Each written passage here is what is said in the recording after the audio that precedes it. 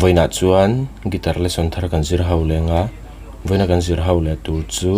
LILAC le jacks ten ka thlang che ti hlan sakha guitar perdan kan zir ho lenga helai standard ta kan play du ni chuan ke po hi that freta kan vuanga ke po nei lo po khan in tu na ka kiron soi mang top hian kan play thei ti kan shedon ni a scene kan langa asanga F anyama G minor A minor tiang khan khang ki ho kan mang o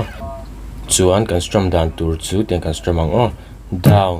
down up down up down down down up ti khan o down down up down up down down down up khami strumming pattern kha kan phelang o entir na C kan me khan C a khan down down kan tianga down down up down up down down down up a khan chord dang kan let liang up down up down down down up na down down up down up down down down down down up down up down down down a chena chuan khami strumming pattern ka chord khata te chuanin kan play chuak ve vek thau tia kan shedon ni a